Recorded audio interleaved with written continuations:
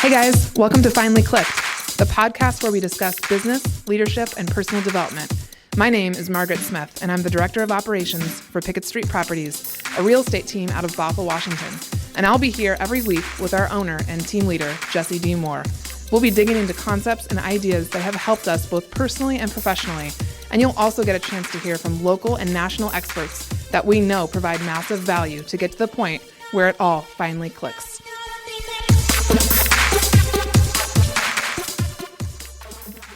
Apparently, I talked to somebody who knows me well and listens to the podcast on a regular basis. And they're like, we get it. You grew up on a ranch.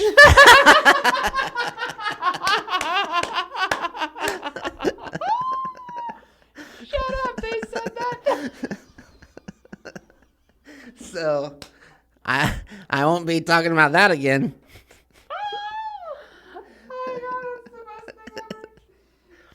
Wow, okay. So funny. I guess we've said that a couple times. I don't feel like it's been over the top. No, of course. No, listen, we're creatures of habit, all of us.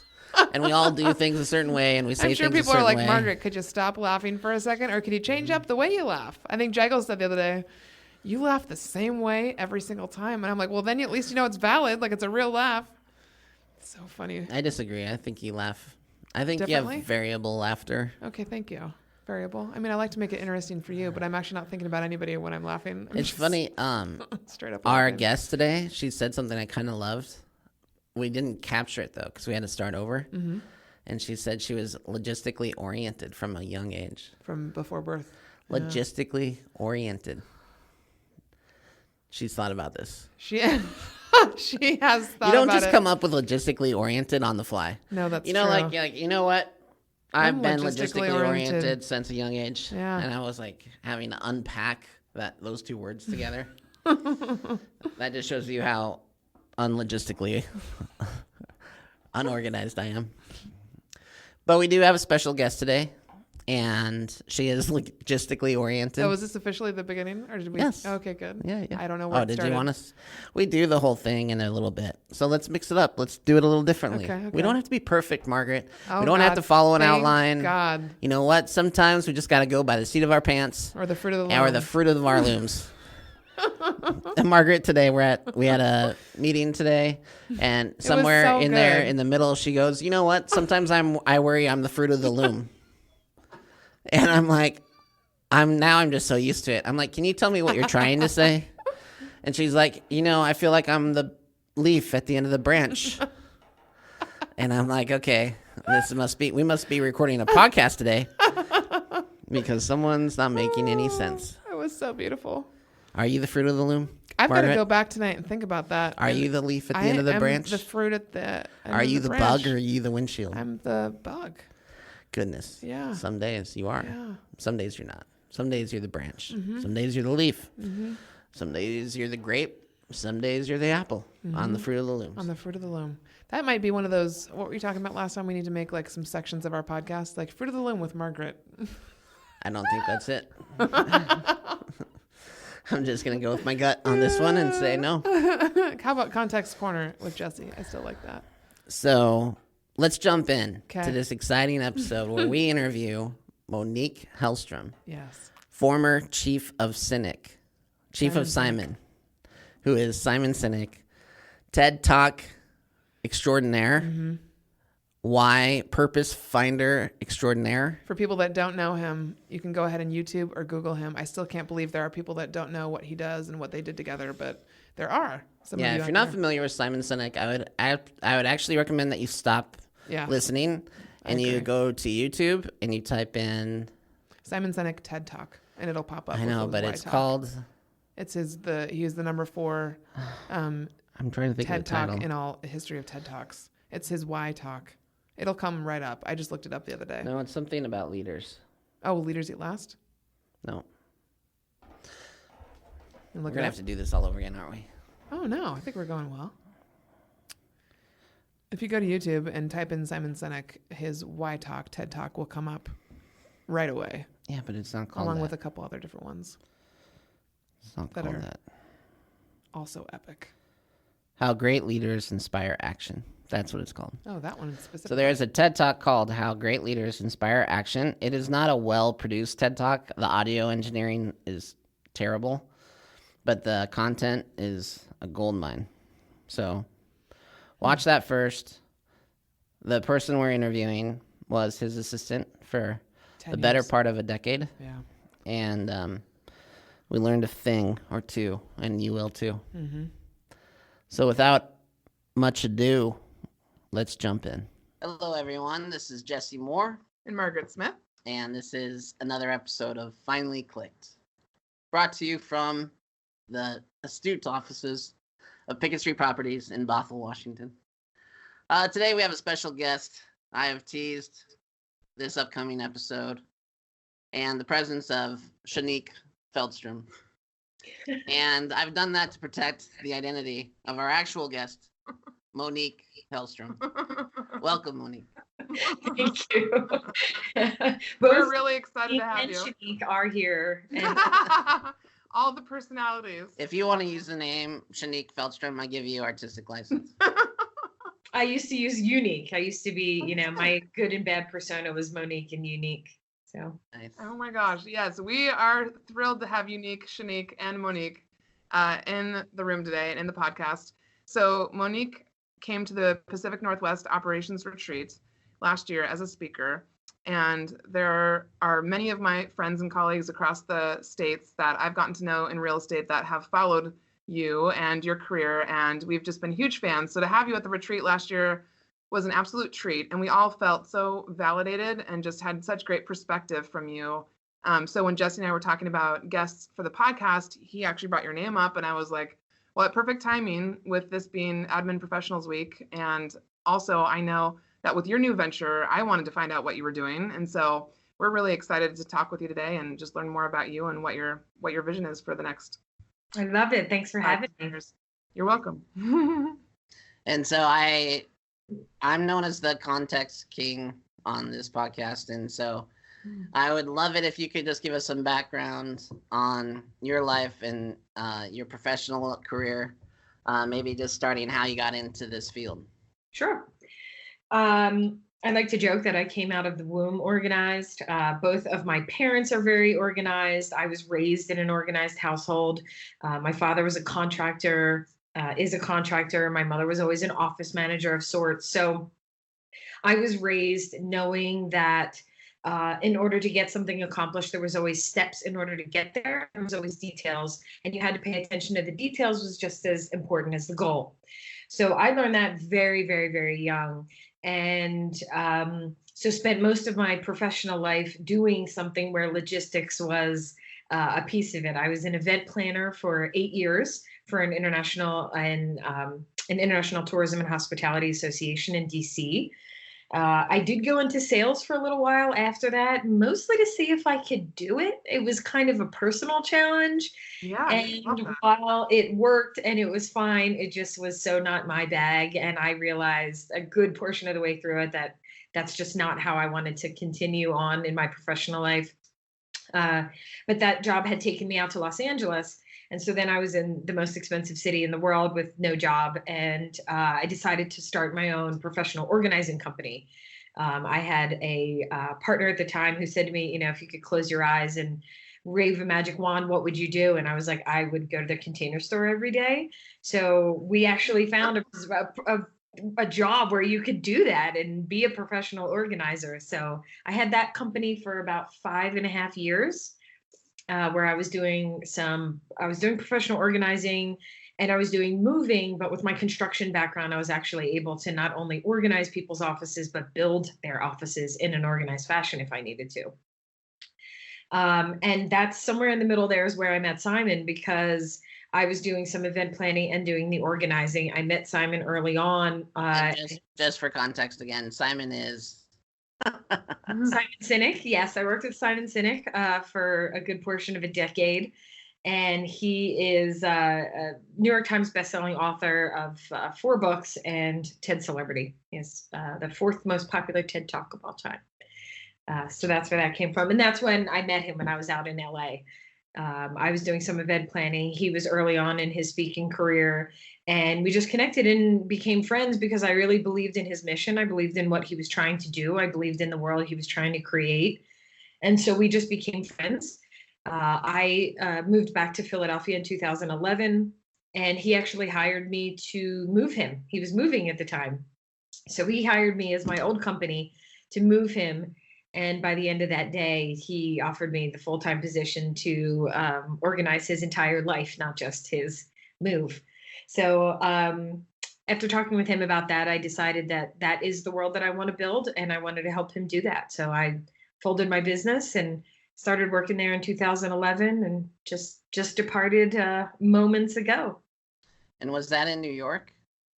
He was based in New York, but our entire team was virtual. I was in Philadelphia for the majority of the time. I just moved out to Denver last year. Okay. How do you like Denver? Go Eagles. I love this place. If it was closer to my family, that's probably my only complaint, but it's just 70 degrees and sunny and beautiful every single day. And, you know, when you're having a bad day, to look out at the mountains and see a full pink sunset, you can't. How long have you been there? A year, exactly. Today's my 1-year anniversary. Did you make it to Red Rocks last year? I did not make it to Red Rocks. I had my first Red Rocks concert this summer. Okay, good. Nice. Who are you going to see? Nora Jones. Nice. Oh, That's I pretty love awesome. her. Love Nora. I need to go to Red Rocks too. I have not been. Jesse's been several times, and it sounds amazing. So you're gonna have a good time. She's playing in July, so grab yourself a ticket and come stay. I mean, I don't say no to stuff like that, so I will. I'm writing it down right now. Be careful. She's like a Category 5 clinger. So. Oh my God, I am so not. I might be slightly, but no. Nora Jones. Well, I have a question that just came out of that quick conversation. And there's something that you say that is something that I see in Margaret as well. And that is the ability to challenge yourself to be uncomfortable. Mm. What is it that made what can you help me understand that? Because as we look for assistance and as we try to help other people find talent, that is something we absolutely look for. Is that I'm always looking for a side hustle. I like it when somebody has a side hustle because that means they're driven, they're motivated, and it's hard to find that in any other way. But what makes you challenge yourself to do sales because you don't want to do it and it makes you uncomfortable? I think I've always been like that. If it became very clear to me after I took a Strengths Finders test, and one of my top strengths was competition, about always trying to compete and always trying to do something just a little bit better than the day before. That's just sort of been my personality, and it shows up in almost every facet of who I am. I like it because, you know, we have such a short time on this earth, and we have such a short time to do stuff that constantly filling me up with new and exciting adventures is just something that drives me every single day. And that could be something small, making a new dish, making a new something to eat, looking in a recipe book and making something that's scary. Like, start with some innocuous things, something that's little, making a dinner that you've never done before, going to a store you've never done before, and then work your way up to things that are a little bit harder, a little bit more challenging, and something that could really stretch you outside of your comfort zone. I think it's a good way to experience all that there is to experience. So what did you learn from selling? Oh boy. You know, sales, it was a great time. It was a really good time. I mean, I definitely made quite a bit of money, and I can't balk at that. So I understand why some people go into doing it. It just was, I'm a tangible person. I like seeing the results of my hard work, which is why construction was always a passion for me, because you can work your butt off all day, and at the end of the day, you actually visibly get to see your hard work.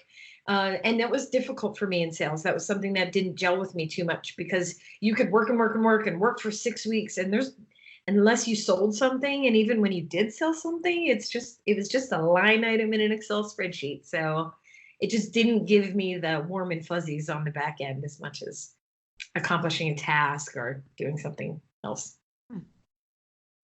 Awesome. Okay, so then you're working with Simon. How is that different from what you were doing previously? You know, working with him was one of the best opportunities and best experiences a girl could have asked for, really. It's hard for people in our shoes as executive assistants, as the support, to connect to the larger picture, to connect to being involved with something that is meaningful, that is going to change the world. I talk to a lot of executive assistants who are like, all I do is make calendar appointments and book travel. That's all I do. It's hard for them to connect to something that is bigger and greater in this world. And the fact that I got to work with such an influential thought leader and someone who was out there trying to change the world, I could actually see through him the changes that he wanted to make in the world, and I got to connect to it. And I didn't mind being the girl behind the guy. Then it's sometimes hard to be the person behind the person, because you want to be out in front. As social animals, you want to be someone that people look at and people look up to and admire. But as I knew that what he was going to do in the world and how he was going to change it, I was so much more comfortable, and it was so much more powerful to me to be behind that, helping create that world. It was an experience that I'll never forget, and I'm honored and blessed to have been able to do it. And what are you doing now?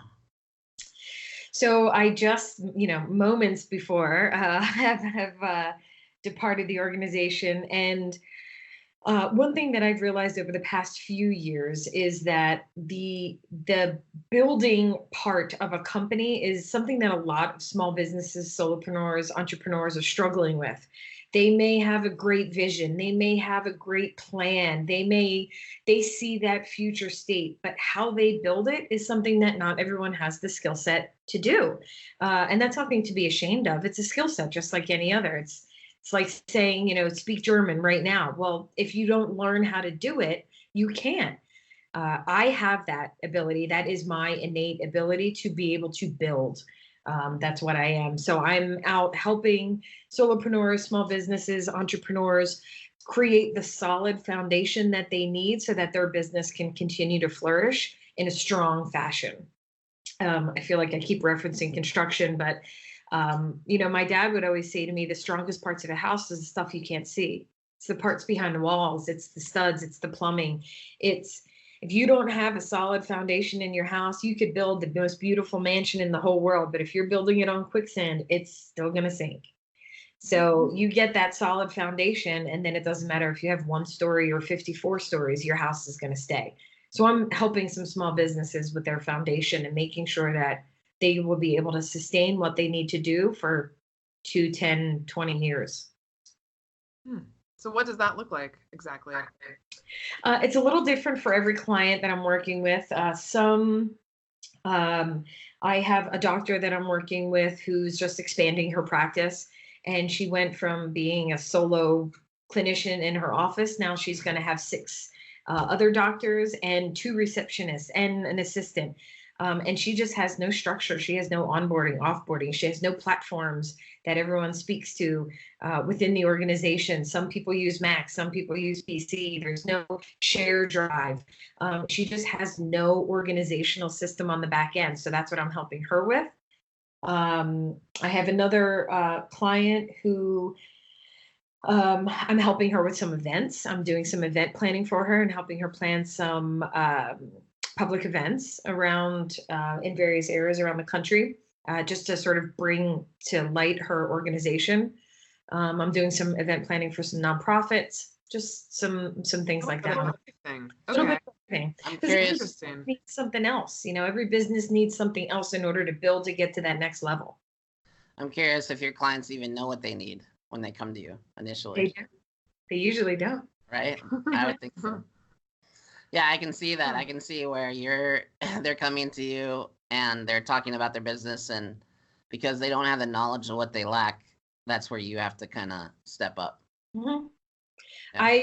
I usually just sit down and have very open conversations. Where do you see yourself at the end of this year? Where do you see yourself 2020 and 2021? And let's make plans. And then I can, my stupid human trick is being able to ingest lots of information and then break it down into little actionable steps and then feed it back as a plan with milestones and timelines. And if you do this by this, I can take the end product and then work it all the way back so they know what they need to do tomorrow, next week, next month, and next year in order to reach their goals. Have you just have to ask, have you read the book Rocket Fuel? I have not. I was wondering because it talks about the visionary versus the integrator, and talking about the executive assistant and the executive of a company. And when I read it, they have you take an assessment in it, and it assesses which one you are. Mhm. And I came out as both, and I think I've developed the visionary by working with Jesse. And I think you sound like the same to me, because yes, you can break it down and do the steps, but I see that as also you can see the end game, and when you can see the end game and how to get there, and maybe develop some of your own visions and end games. That's I see you as both based on what you've done with Simon and what you're doing on your own now. Yep. I usually don't tell my clients where they need to be in 2 years. I want them to tell me. That's the strategy is a different thing, but what widget you want to create, or how many events you want, or how many people you want to grow to, that's not for me to decide, because they know their business better than I ever will. But if I have one potential client who's got 3 restaurants, she wants to have 6 in 3 years. That's the goal that I need. I know how to build that once I have that framework. What else is your company going to encompass? Like, are you going to be doing any coaching? I know you're officially speaking, and you have that on your website. Yeah, I'm still doing the speaking for both executives as well as assistants, helping them build the successful partnership, a powerful partnership. For assistants always want to grow into being the strategic business partner. And I'm super excited about being able to flip that coin and teach executives how having a powerful relationship and a powerful partnership with their executive assistant can triple fold their business and increase profits and productivity and efficiency and all those things that they all want, and they don't know that it's really sitting right in front of them. Well, if you need representation, we can hook you up with Gary Vaynerchuk's speaker representation. Oh, yeah. I'm sure you have it handled, but if you need an in, that's all I'm saying. Well, thank you. I appreciate that. Are you going to be doing, I think you had spoken before when I saw you at the TC retreat, which is that retreat that's happening annually now for transaction coordinators down in California. You had mentioned coaching. Are you going to be doing that okay. Yes, I am taking on some coaching clients. It's not going to be the majority of my business at the moment. But yeah, I will be taking on some coaching clients. And some of the clients that I work with is really just in a coaching capacity. Some of the businesses is basically that's what I'm doing. So yeah. Okay. So one of the things that we talk a lot about is that relationship between the executive and the admin, or the DOO, or whatever you want to call it. We try not to get too stuck on titles and labels here. And so I'd love to know from your perspective, what we've had a lot of success with is empowering admin, where really just, if you have a choice to be confident, then err on the side of being confident, right? Or if you have an opportunity to be powerful versus, hiding in the shadows. How important is that mindset for an admin that works with a powerful executive? Oh, it's one of the most important factors in what you're doing. If having the right mindset of who you are and what you can accomplish is everything. I mean, that's in life. If you think you're powerful, then you can be powerful. If you think you're nothing, then it's a self-fulfilling prophecy. And for folks like us in that support role who tend to be ignored, tend to be just completely unknown, we tend to fall into this space where nobody knows what you do and nobody knows how you do it, but yet you're supposed to do it and get it done. And there's no measurement of success. And no one has recorded how a powerful partnership helps. Like, there's so many factors that go into why this position is so under the radar at the moment, that I think the more we are talking about it and the more confident and the more expressive our admins can be about what they're doing, I think it can only help the entire profession, and all ships are wise together. I have so many questions.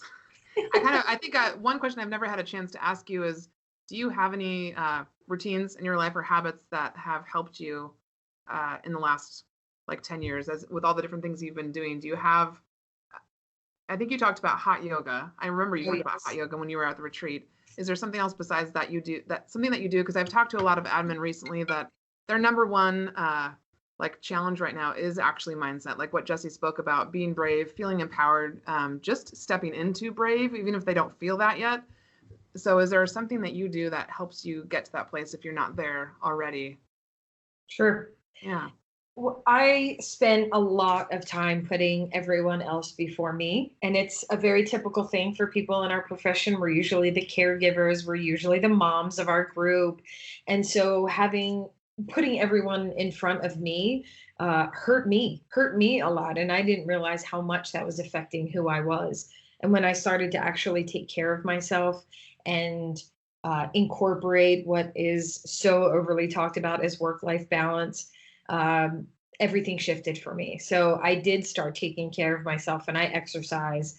I am completely obsessed with hot yoga. I am also completely obsessed with SoulCycle. I'm one of those people that is just, I'm paying the $28 to ride a bike inside with other sweaty people for an hour. It's amazing. But I've incorporated meditation. Meditation has helped me a lot, just to quiet my mind and find a place that is only for me, which is really nice and unique. And I try and take care of myself as much as I can, mind, body, and spirit. You know, I eat well and do all of those things. And I'm not saying that everyone has to follow that rule, and everyone has their own way of taking care of themselves, but just knowing that it is the whole picture, that it is mind, body, and spirit, that you have to take care of your vessel, or else your vessel will not take care of you. It was a really important lesson for me to learn, and it's changed everything. I'm just able to show up better. I'm able to show up better as me, instead of me angry or me sad or me feeling like I'm devalued, or, you know, that I haven't had a vegetable in a week. Yeah. How do you take care of like healthy eating? Have you had like a food delivery service? Like those are things that I've absolutely considered doing. Yeah. I mean, otherwise I will not. When I was on the road with Simon 220 days a year, it was very hard to eat well. And there was definitely a period of time where it was bad. You know, you eat airport food all the time, and there's only so many cheeseburgers you can eat. And, you know, we're out at these events, so you're eating out 3 meals a day. And usually 2 of them, somebody wants to take you somewhere. And so you're eating at restaurants, and the plates are bigger than your face. And I mean, it was lovely, but man, that did not help my waistline whatsoever, or my energy level. So I've used a company called Splendid Spoon before. I've used HelloFresh and a few of those delivery services, which really it was a cheap and cheerful way for me to be able to eat good food and not cereal over a sink or chips and salsa, which was that's like what I've had for the last week. It was a regular part of my repertoire, was chips and salsa and cereal, but I decided I needed some good food in there. In your new role, I would imagine you're an executive, right? You're the executive of this new thing that you're doing. Mm-hmm. What does leverage look like for you now? Or do you have enough of it? Or is that something you need to focus on? What do you mean by leverage? I mean, people. Okay. I mean, you can't do everything, right? No, I cannot do everything. I read a quote the other day that says, I can do anything, but I can't do everything. And man, that was one of those quotes that I know will stick in my brain forever and ever. No, so I'm not yet at the point where I need to hire someone, but I can see that coming up pretty soon, which is really exciting. When I had my last company, I did have a couple of folks working with me, and it's a completely it's a completely different way of looking at a business and operating when you actually have to be responsible for other humans.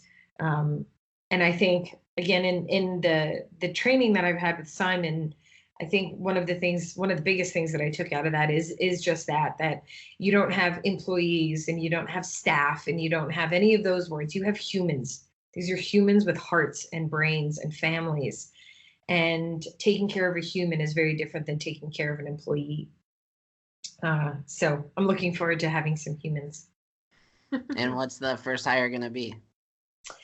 Probably an assistant. Probably someone to help me do all of those things that I just can't do anymore.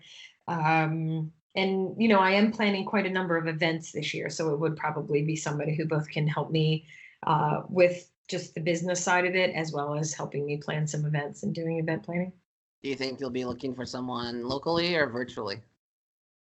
It doesn't matter to me. I care more about values than I do about location or skill set.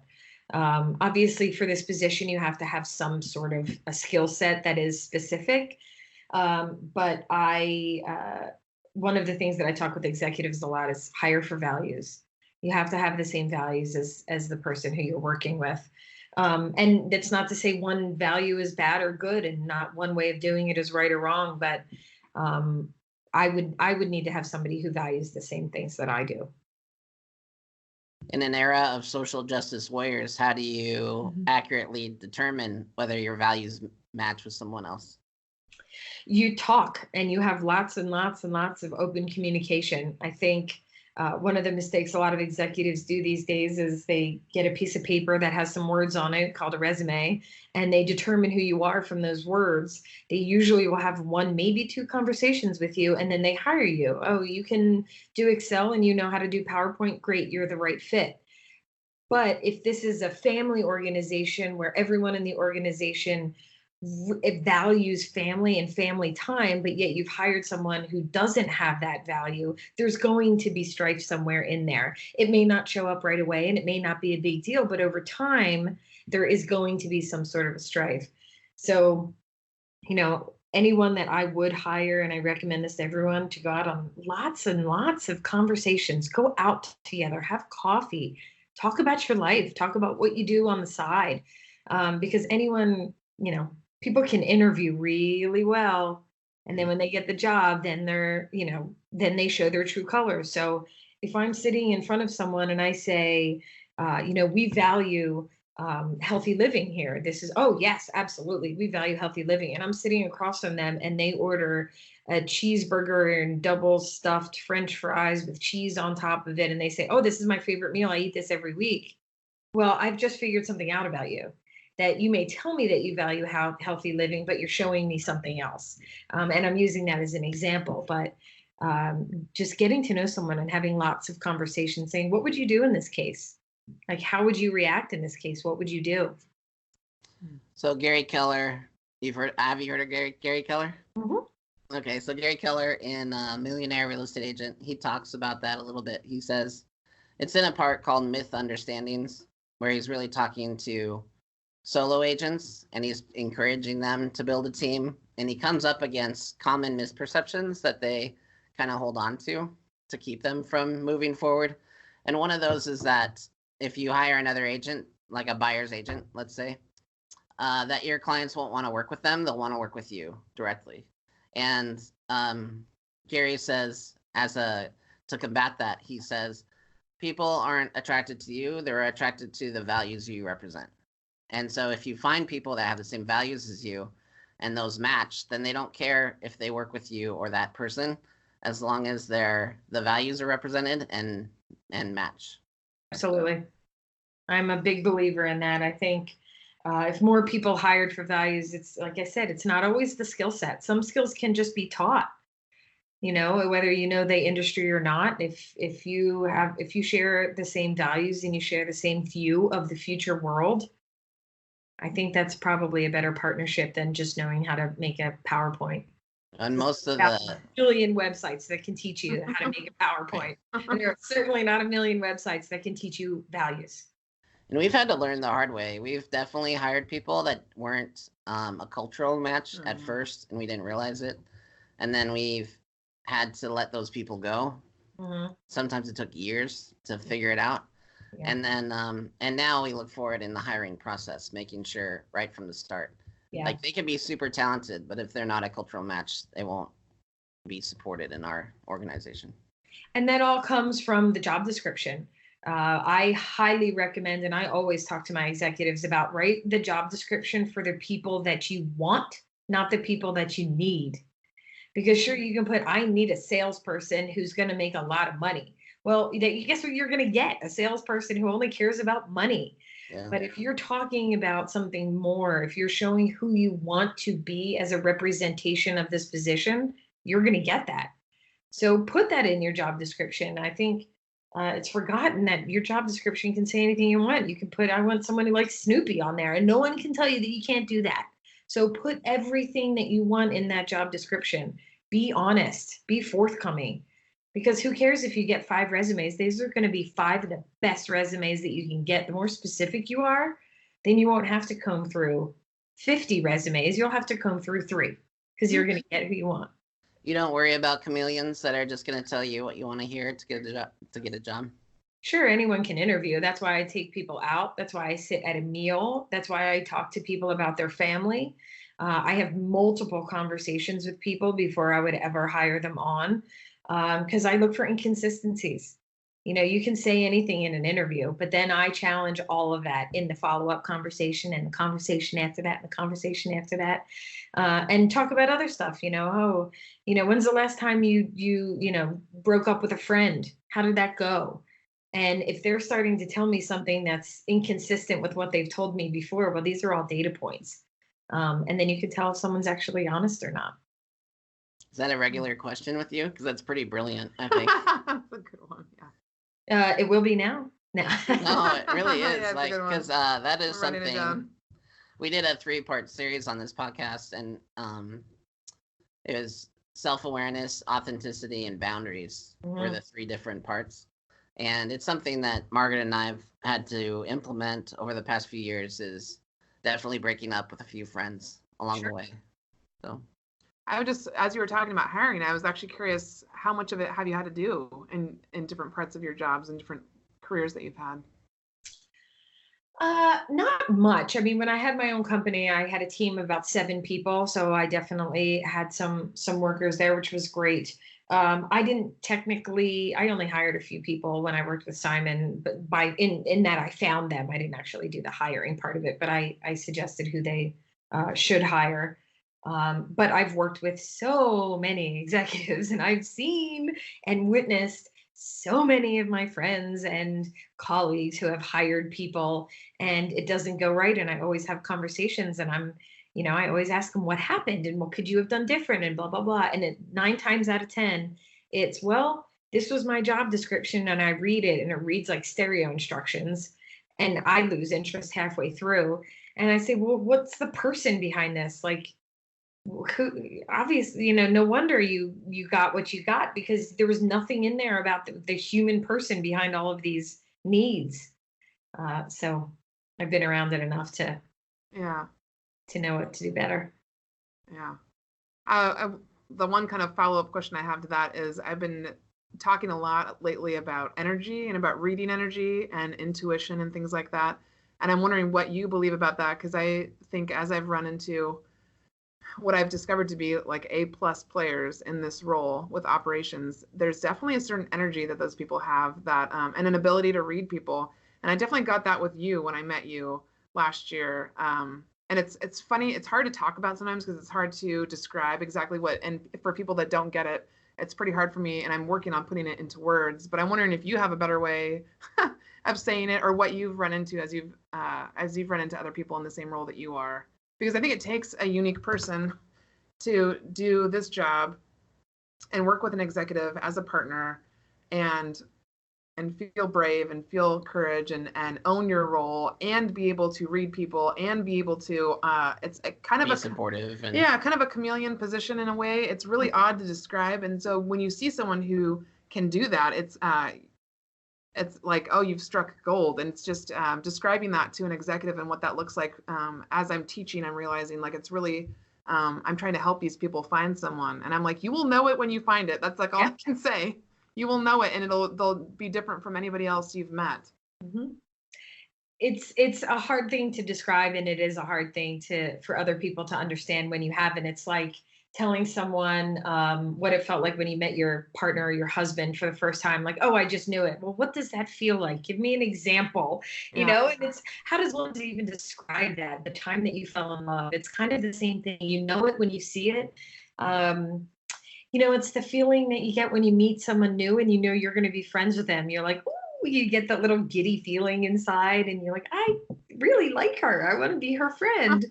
It is. It's just an energy. It's an energy that people can pull off of you. And on the flip side of that, people can also pull, and we're social animals. We know if you're BSing us. So as a word of warning out there, anyone who does just interview well, people can read that and they will know, because people can read your energy. We're social animals. It's what we were designed to do. Yeah. So I guess I have a follow-up question to that based on what you said, because what I've been running into more in the last couple of years is I am empathetic and kind to a fault, I think sometimes. And so we did this episode on boundaries, and I've really been working on setting up boundaries better and being, because I'm really realizing how much it's taken away. If I have someone who's sucking the energy out of me, it's taken away from everything else in my life, not just my job, but my personal life. And as that's happened to you, and you don't have to give an example directly, but how have you dealt with that, or what have you done? Have you been good at setting up boundaries always, or is that something you had to learn, or like how have you dealt with people like that in your life? I think it's a lesson that we all have to learn. I'm not sure it's something that just comes to you. You kind of have to, unfortunately, be those boundaries have to be pushed in order for you to sometimes realize what your boundaries actually are. And I believe boundaries can change. I think, as we grow older and as what our needs are as humans change, then our boundaries can change, with that. So I would say, my boundaries were always in line with my values, with who I was. I keep going back to that, but your boundaries should be in line with your values, because if one of your biggest values, again, is just because I used it before, family, then when you set up a boundary that you have to be home at 6:30 every night because you want to have dinner with your kids, it doesn't seem inconsistent. It makes sense. And those boundaries are more accepted and more acceptable because you've talked about what your values are as a human being. But if you don't talk about it and then your boundaries get pushed and you sit in a dark room and steam about it, I'm not sure who that's helping either. But I've definitely had some, issues with boundaries and back and forth. But specifically speaking with Simon, we would have those conversations, and I was lucky enough to be able to have that sort of communication with him, where we would, and there would be a dance and a push and pull of what the boundaries were in certain instances, and we were just very clear with that. Like, I'm going on vacation. I'm going to be out of the office. What can we do now so that next week everyone feels like they're taken care of because I'm going to be out, or whatever it may be. And I get the question about boundaries and back to that work-life balance. Every speaking event I've ever done, I get that question. So I'll just answer the question now, because everyone always says, how do I do that? And unfortunately, my answer is not a popular one, because I say you kind of have to do it. Like, you have to be responsible for yourself and your boundaries and your balance. You have nobody else to blame for that, because at the end of the day, you're the one that controls your own body and your own self. And, I can't find the time to go exercise or eat right. And I'm eating cereal over the sink every day. And I was like, well, don't do that. Like, I'm not sure what to tell you, but, I've never met an executive in my entire life that's going to go knocking on your door and say, hey, did you go to yoga today? Because I think it's a great idea. And, while you're out there, here's some money for a salad on me. Like, no executive is going to say that. So if you don't say, I need to leave at this time in order to, get to my whatever it may be, it's up to you. You're the CEO of yourself. Yeah, I agree with that. I think also that I'm gonna tell you a really random analogy. Okay. It made me think of it's a fairly well referenced study, I think, where they teach rats how to give themselves cocaine, right? Like, so it's like, hey, if you follow this maze, at the end of this is cocaine, and you can have however much you want. And the initial phases of that study said that, when given the option, they would do that until they died. Except when they started introducing a social element, other rats that weren't doing that, then they didn't have to do it anymore. Like, it took away the part that made them basically kill themselves. And so when you talk about this idea of changing a habit, like, really that's what you're talking about, right? Is that person who's a workaholic who's staying at work too long, that's a habit. They're getting something from that. And then really what I've seen is that when people then make family a priority, over time, that's easy to change because there's a social element there. There's a dynamic there that makes you want to change. Sure. So. I completely agree. I mean, none of this is innate. It took me a good portion of a year to figure out how to meditate. I had to meditate every day and have my monkey brain go crazy. And I wanted to just scream and claw my face because I couldn't concentrate, but you just have to keep doing it. And then it becomes a habit and then you get into the routine of it. And absolutely. I think that's a real thing. And if you surround yourself with other people who do want to do that and take care of themselves, then like with the rats, yeah, right.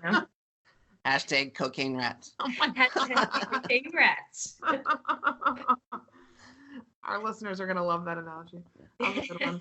I want to ask too about at the retreat, at the TC retreat, some people, I think somebody asked, or maybe it was at the Pacific Northwest retreat, we talked about dating. And this is one of like our listeners. And whenever I've written a blog about my dating life, they just have the most fun with it. And I'm pretty open about talking about it because I don't date just to date. And so people always ask me like, is your work life going to change when you date?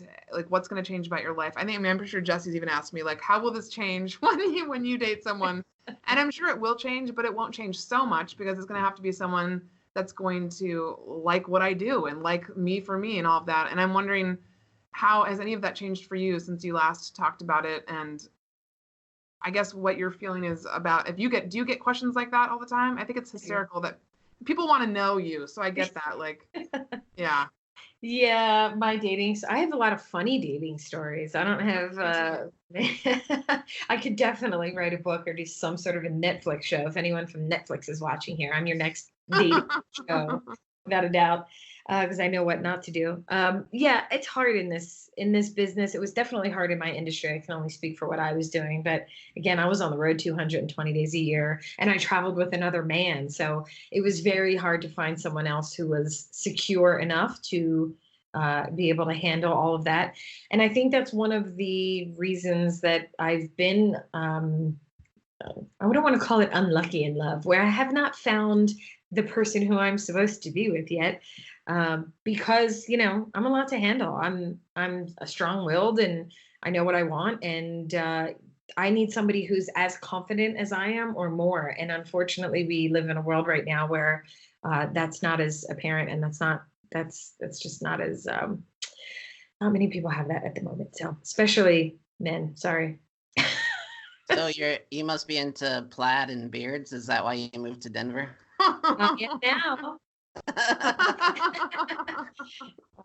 No, I understand that. It is something we talk about, and I just think it's more a function of you being ready than the other person being ready, right? Like, you guys have goals and things you want to accomplish, and that's at the forefront. And until that changes, that might be the way that it is, and then it'll be fine. Yeah. You'll find time, I've had aunts and uncles and family members that are very depressed that I'm not married with 12 babies at this age. And, I'm not going to just settle. I'm personally just not someone who's going to do that. I feel like a partner is such an integral part of your life. It determines your attitude on any given day. If you have a fight with your partner in the morning about something trivial, that is going to determine how you feel for that entire day. It's so important. And I feel like there's not enough weight put on that, on choosing the right person that feeds you, that makes you a better version of yourself. I'm very in tune on that. Whoever I end up with is going to make me a better version of me. And so unfortunately, that's kind of a needle in a haystack, and I just haven't found that yet. Does your family, do they Do they like their daughter, the dynamo, or do they want you to settle back and take a, It depends on who you ask in my family. My mother absolutely loves it. She's my biggest cheerleader, which is hysterical. Most of my family just really doesn't get it. That we're just different. My family's just a little different than I am. I want to eat and drink and smell and travel and do everything that there is in the world. And not everybody shares that sort of thing. But so most of my family thinks I'm just insane, which is fine. Well, you're among friends. With Totally, us, completely. It's fine. It's fine. Somebody's got to be the crazy one. Might as well be me. Right? Yeah. Do you have any? I had on my list to ask you books that you've read recently that you would recommend, or what are you doing for personal development right now? Sure. You had sent me that beforehand, and it was funny because for so many years I didn't have really the time or the ability to read or listen to podcasts for a good portion of the last decade. Just because of the travel schedule and everything was so hectic, I would read like magazines because they were short and I could just get one article, because then if I got distracted or something, I wasn't in the middle of a book, or I would just read some trashy novel or some murder mystery or something like that I didn't have to get into. But now I'm finally getting to read, and let's see, what did I just finish? The Happiness Project with Gretchen Rubin. I just like that book. I love her. I just started on Rachel Hollis's books, which are great. I just finished Life's Operating Manual by Tom Shadyac. That was pretty good. It was funny. It's the guy that wrote, or that was the director of Liar Liar and a bunch of Ace Ventura, a bunch of Jim Carrey movies. And he writes a comedy-ish type of book about life and how we all view it. I love Paulo Coelho. He's one of my favorite authors. So it depends on what I'm in the mood for. All right, I have a question, and it may take me a while to get it out, but let's try it. I feel like you're in a unique situation because you've had your own business. You left that to support somebody else, and now you have your own business again. How do you know when it's right to jump to do that? How do you know when it's right to not bet on yourself per se as an entrepreneur and to accompany someone else's vision? Oh gosh, that's a great question. That's a great question. I think you have to pay attention to your intuition. You have to pay attention to what to where you see yourself and where you see yourself going. When I had my first business, it was wonderful and it was an amazing experience, but I did a lot of things wrong, because it was my first time owning a business. So I screwed it up majorly. And it was successful, but it wasn't the best way of going about it. And when I had the opportunity to work with Simon, I actually flat out asked him, I said, I own my own business. Why would I want to come and work for you? And he told me the vision of the world he was trying to build. He did not tell me what I'd be doing. He did not tell me the job description. He did not tell me how many flights I'd be booking. He told me the vision of the world that he would build and that I would be able to help him build that. And the pull for me to want to help that was so strong that I remember going to another job the following day and working for somebody else and saying to myself, this is not it. That's it. I know that's it. And sort of the same thing happened on the back end. I know where my strength set lies, and I know that I'm really good in building something that's not yet there. I am, I'm the builder. I'm not the architect. And he had a wonderfully beautiful built mansion at that point. And, the needs for a builder in that capacity was no longer there. And at the same time, I was hearing from so many friends and colleagues who were saying, I don't know how to build my business. If I could only get some structure to it. And I would see people failing over and over and over again with stuff that I could help them with.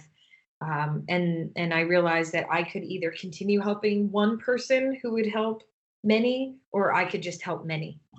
So my internal self told me that so many times over and over and over again that I had no choice but to listen.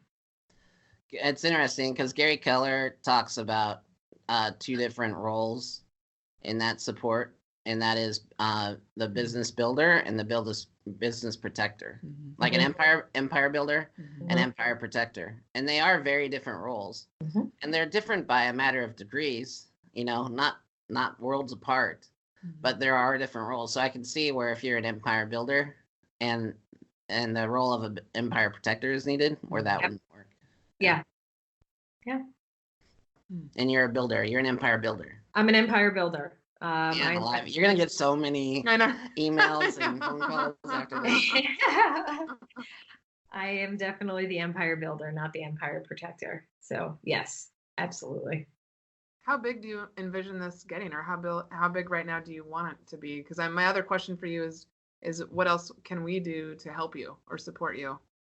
Well, thank you.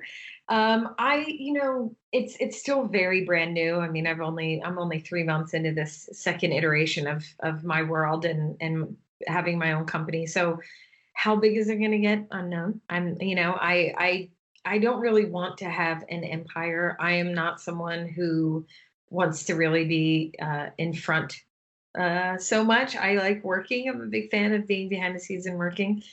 But I do see it growing mostly because I think the need for help in this specific space for small businesses and entrepreneurs is so intense. We have so many small businesses starting. And as far as how to help, if you know someone who is struggling with that, almost everyone I know. A lot. We know there's plenty in real estate. Like small businesses, entrepreneurs, solopreneurs, the ever-changing needs and the ever-changing systems that need to go into place in order for the business to go is a difficult one. And, not to be ashamed and, just know that it's not a skill set you need to have and there's nothing wrong with it. But if you know someone that's struggling that needs to build their business, let me know. Okay. And how do people find you? Yeah. So I have 1.5 websites at the moment. I have my speaking website, which is moniquehelstrom.com, and that's more for the speaking side. My business website, my business is called OnPoint, and the website is onpoint.expert. Apparently all the .coms are gone and .expert was open. So I thought that was a pretty unique ending for a website. So onpoint.expert, which is not live yet, but stay tuned. It's about 2 or 3 weeks that it'll be live. But anyone can just email me at monique@onpoint.expert. Okay. Cool. All right, I'm going to recommend that you check out The Head and the Heart. They're playing Red Rocks, I think, after Nora Jones. That is a Seattle band. Have you heard of them? They're kind of Americana type. So think Mumford & Sons or Lumineers. And they're awesome. You'll love them. So just check them out while they're at Red Rocks. I will. Red Rocks is an awesome place. They do yoga on the Red Rock steps every morning. They do. So, oh my God. One of these sometime this summer I'm going to try and do that because what a beautiful place to do that. Yeah, I try to make a concert a year at Red Rocks, and I just love it. I definitely will let you know. We'll be out there. So Colorado is a very special place. It is a really beautiful energy here. It's I'm blessed to be able to enjoy this. It's a great place here. I'm just the last thing I'm going to say is I feel like I just met Enmay Mangles. She's one of the people that we interviewed on the podcast, and then she came to the retreat this year. I feel like you would really like her. I think you need to hook up with her and talk to her. I will. So I will connect you because I feel like just that our little bit of a talk about energy that we've talked about, I think you would really appreciate her, and she would love you. That's all. I'm just so glad to have a chance to talk with you. She's also a stage 5 clinger, so just be careful. Stage 5. Are there other stages of clinger? No, it's either stage 5 or nothing. I've never heard anyone say, well, she's a 2.5. No, right? That doesn't happen. 2.5 clinger. Only 5. Only 5. Well, thank you for your time today, and it's really exciting to hear about what you're doing, and we're just know that we're going to be over here watching and like cheering you on, and as we find people, because there are many people, entrepreneurs in real estate that need all sorts of help, you will never be without a job. So amazing. Or someone to help. And I'll tease this, that Margaret and I talked today about some possible business in Denver, and maybe it'll involve Monique Helstrom. Monique Helstrom. I will make sure she is available at your disposal. Monique and Unique, of course. Yes, of course, Unique too. Thank you, Monique. Thanks for taking the time. Thank you all very much. Have a good day. All right, we'll talk to you soon. Bye. Margaret, this is the outro. What did you think of today's interview with Monique? You know, I love her for many different reasons, one of which is how well she describes what she does and that gift that she was born with. And when she talks about what she did with Simon's company and how she worked with him. And I think she's added a really lovely perspective and voice to the operations world that I know speaks for many people. So I'm excited for people to listen to this episode because I think she just connects really well with that partnership and that part of it. And she's really working hard now to speak to the executive and the owner and help create lovely partnerships all over the place. So I'm excited to see what she's doing now with OnPoint. And I'm excited to get to know her outside of Simon Sinek and what she's doing and become friends with her. Yeah. Okay. It is funny, guys, when you don't get to see, we don't record everything, right? We have to have some, Oh, yeah. We have to provide some context to them. confidentiality. We have to kind of go over what we can and shouldn't talk about. Margaret makes a plea for their friendship, invites herself to their house, says, hey, I'm looking to go to Denver. Wink, wink. Do you have an extra room? And No shame. No shame. No shame. Yeah. Yeah, it was great. I loved hearing from her. She's very accessible. Yes. Which I think is remarkable. I think I liked talking to her about, being into a support role and then being the executive now and really finding out from her kind of the ins and outs of both. There's not many people. I mean, it's just so funny because in this world, I feel like the person in the spotlight gets the attention, but I feel like more and more we're putting a light on the people behind the scenes. Mm-hmm. I don't think you and I do that. I know that, but I feel like that's happening naturally in other places. Mm-hmm. What do you think? Not yet entirely. No, I think with people that is what's happening. I guess I just want to make sure people know it's slow. And I think Monique addressed that today when we talked about it. She mentioned that the people behind the scenes are often, people don't recognize what they do, don't recognize that. So she spoke to that for sure. I think we're more aware of it. You and I are more aware of it because of all the things that we're doing for the admin community in real estate, where we've really shined a light on that.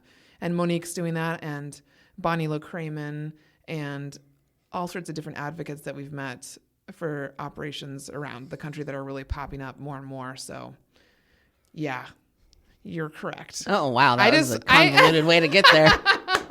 I just want to make sure that I want to put an emphasis on slowly. It's not it's Despacito.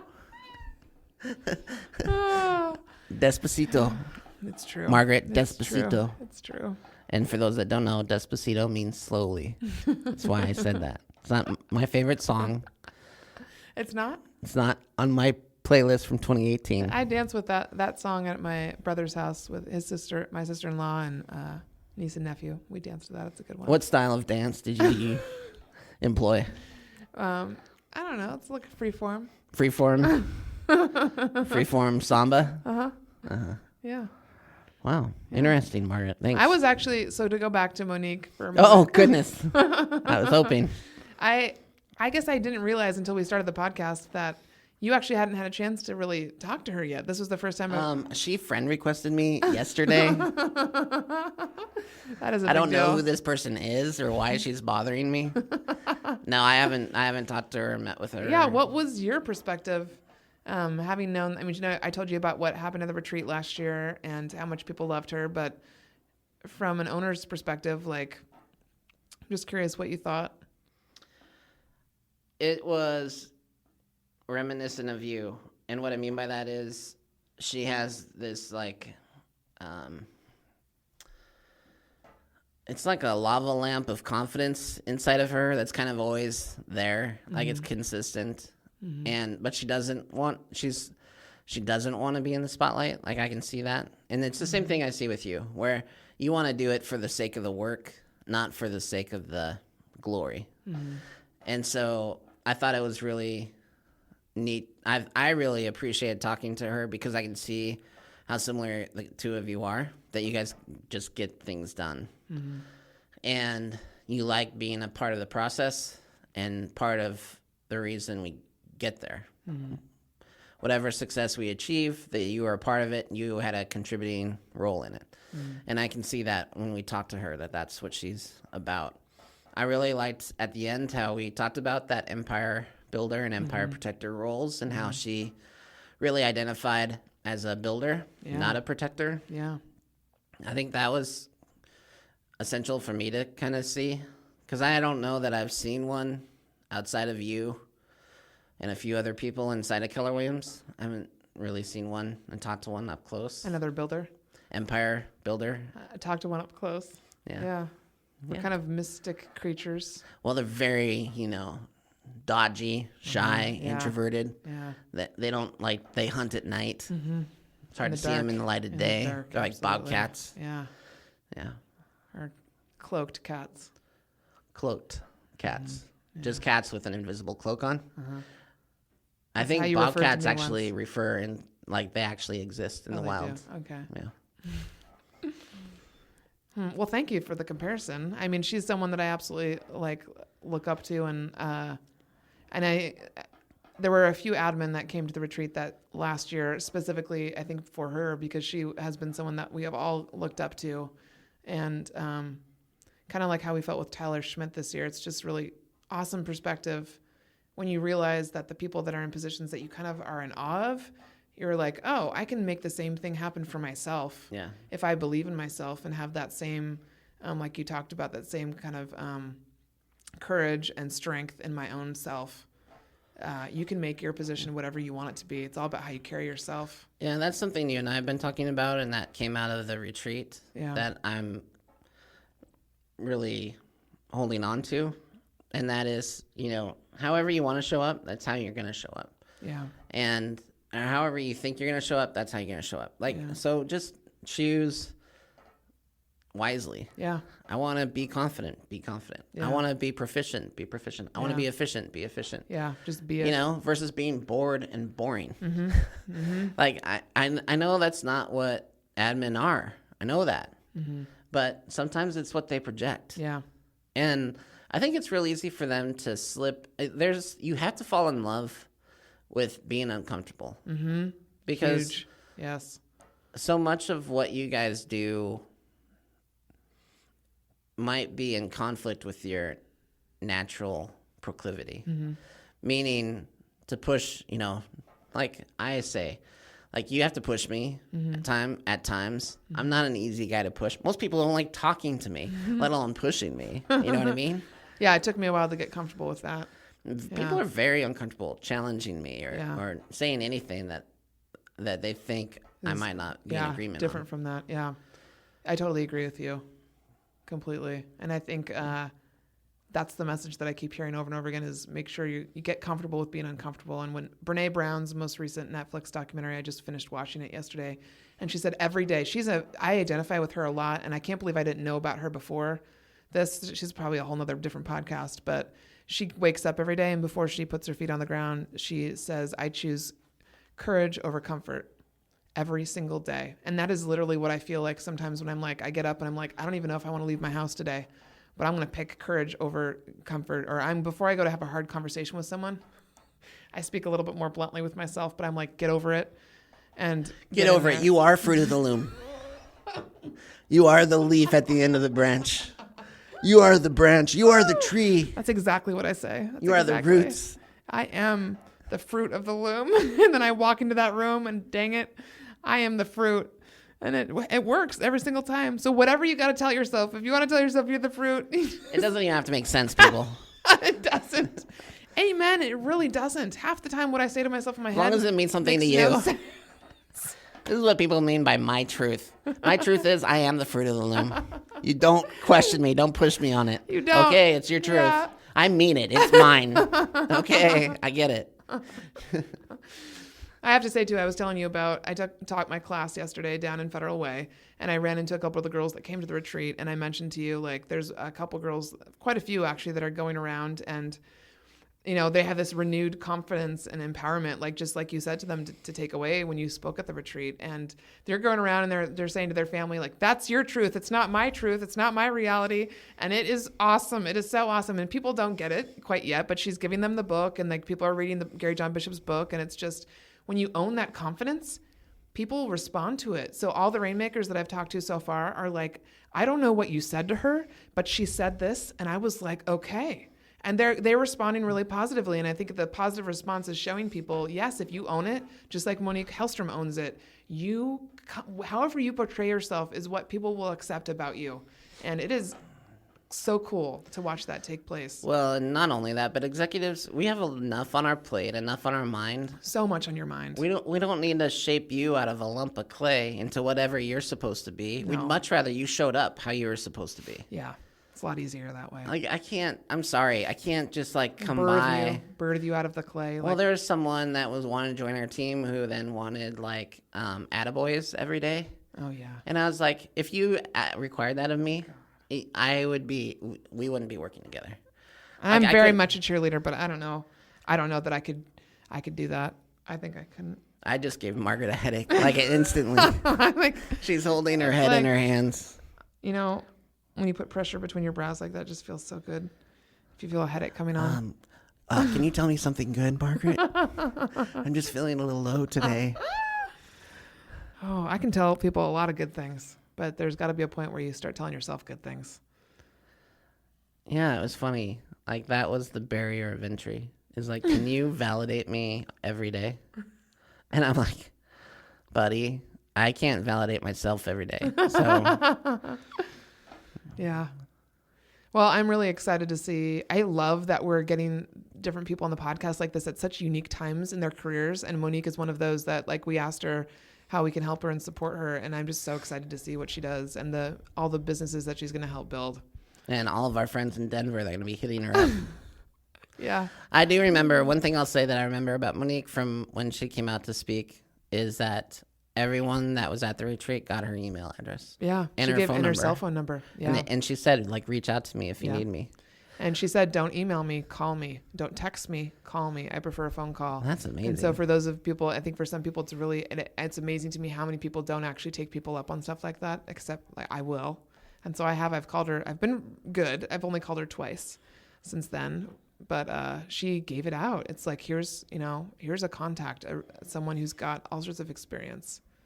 Yeah. She's very open and generous. Happy Admin Professionals Day and Week to Yes. all those listening Yeah. who fall into that role. Mm-hmm. You are much loved and appreciated. Even if you didn't hear it from your Rainmaker executive, Here's Jesse Be D. Moore gentle. saying it to you right be now. gentle with them. Let Papa Jesse Papa- tell you that you are loved Papa Jesse. and you are appreciated. Oh my God. And It's a new t-shirt. most Rainmakers are just putting their head down and trying to And get through the working. day. Yeah. It's not that they're trying to not acknowledge you or celebrate you. Mm-hmm. You have to teach us and train us like a little puppy. Lead your leaders. And yeah, you do have to lead them. How Sometimes you want we to all be have to, treated yeah. and set expectations with them. And one of the things, and to be fair, like I wouldn't have known about it unless you guys posted about it. I mean, we might for have instance, had a campaign. well, same. And this year I'm gonna do I noticed that like Executive Day went by last year without anything, no emails, no celebration, no nothing. And so that's my fault. Okay. So this year I will obviously have to drop a few hints and let people know that, hey, Executive Day is coming up. Oh my God, and I'll make a profile National picture for Bosses you Day. for Facebook, and we'll see how many people will. Right, share it. Yeah, absolutely. And so just be gentle if they didn't celebrate you. we'll be gentle. You You know. celebrated us greatly. Yeah. I appreciate the lunch today and the flowers on my desk and the Right. nice car. And I had help and leverage. Thank Did you, you? Jessica. Oh, Jessica bought the Jessica. flowers. Oh. It's so funny. If everyone thinks you're a little bit touched, then they do things for you. Like Jessica did? You guys all just think that I'm not going to do anything, and so it works out great. Oh my God. No, you're very good about remembering that stuff. You always do. And it's on our calendar. Like, Yeah, you know. right. So put it on a calendar, Put share it on it, a calendar. Absolutely. set some expectations. Yeah. Yeah. No shame. It's all about just celebrating each other as humans. And we don't even need a national holiday for us to show gratitude to each other. Yeah, we don't. And you know that some people were butthurt yesterday, Yes. Yeah. right? Yeah. And I get it. Yeah. And now it's your turn. Celebrate them on Executive Day. Yes. And then, sometimes you have to lead by example. yeah. Yeah. And then absolutely. remind So them. true. Absolutely true. Show people how to treat you by treating them with a lot of kindness and a lot of love. And it's amazing what comes back to you. Yeah. I feel like we can end it there. We can. Thank you, Mopra. A lovely, it was a lovely podcast.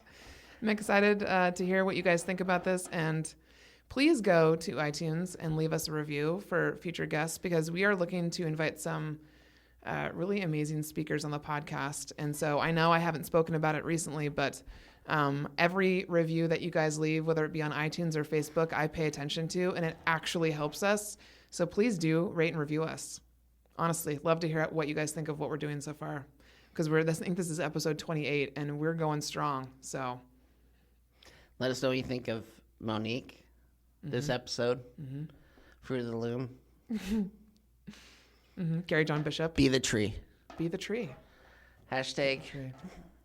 crack rats. Cocaine rats is too on the nose. Crack rats is better. Hashtag crack rats. I actually love that. Peace out.